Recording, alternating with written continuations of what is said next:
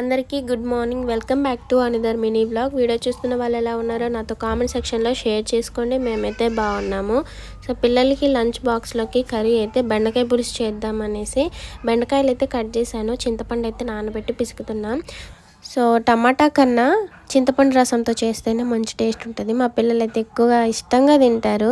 నేనైతే వాళ్ళు ఎక్కువ ఏది తింటారో నేను అదే ప్రిపేర్ చేసి పెడతాను. ఇంకా వాళ్ళు తినేదే కదా మనకు కావాల్సింది.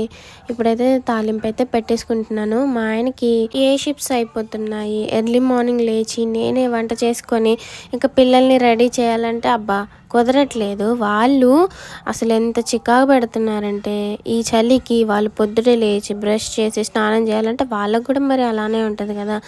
ఏం లేనప్పుడే అసలు మేము చెయ్యము అని చికాకు చేసేవాళ్ళు.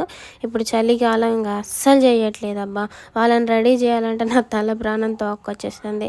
సో ఎనీవే ఈ